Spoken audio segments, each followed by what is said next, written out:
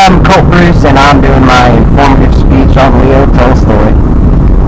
Leo was born on September 9th in 1828. He was a writer, and he was born in his family's estate in Yasania Polina, in the Tulia province of Russia. He was the youngest of 4 boys. In 1830, Tolstoy's mother died. She was a princess. Her name was Volkoyskina, and when she died, the father took over for caring for all the children. Their father died 7 years later. His name was Count Nikolai Tolstoy. And when he died, their aunt was appointed the legal guardian. Not long after that, his aunt passed away, and all the children moved in with his second aunt, and she was taking care of all the children. And although he experienced a lot of loss at an early age, Tolstoy would later idolize his childhood memories. He also, one of his first publications was written about his childhood. When he was working for a junker in the army, he had free time to kill. During the quiet periods, he worked on an autobiography story called Childhood. In it, he wrote of his fondest childhood memories. In 1852, Tolstoy submitted the sketch to a contemporary, the most popular journal of the time. The story was eagerly accepted and became Tolstoy's very first published work. After completing the childhood novel, Tolstoy started writing about his day-to-day life in the army outpost. However, he did not complete the work, entitled The Cossacks, until 1862, after he had already left the army. Tolstoy still managed to continue writing while the battle at the Crimean War. During that time, he composed Boyhood. It was written in 1854, a sequel to the childhood novel.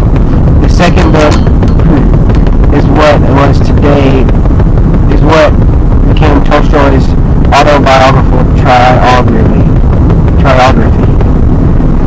In the midst of the Crimean War, Tolstoy also experienced his views on the striking contradictions of war through a 3-part series.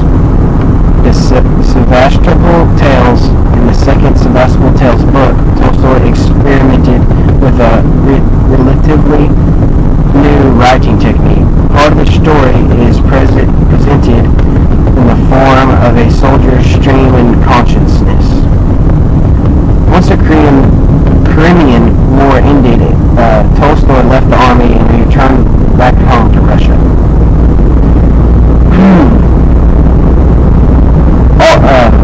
He found himself in high demand on the streets of Pittsburgh. And when they seemed stubborn and arrogant, Tolstoy refused to ally himself with any particular intellectual school of thought, declaring himself an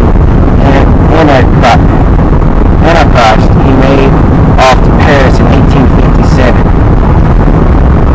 Once there, he gambled away all of his money and was forced to return home to Russia. He also managed to publish Youth, the third part of his autobiographical trilogy in 1857. Back in Russia in 1862, Tolstoy produced the first of a 12-issue installment of the journal Yasania Polina, marrying a doctor's daughter named Sophia Andrea Beers the same year. He also wrote a lot of bigger novels that had more success.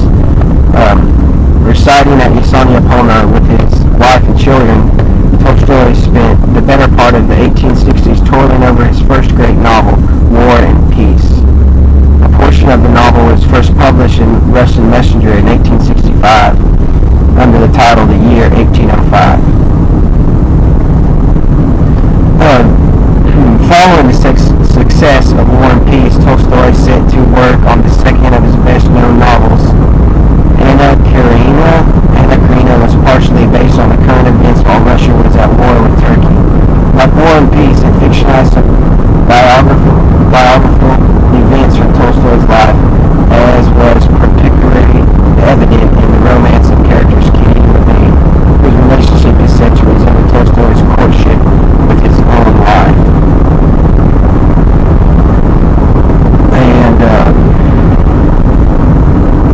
about all I got about old Leo.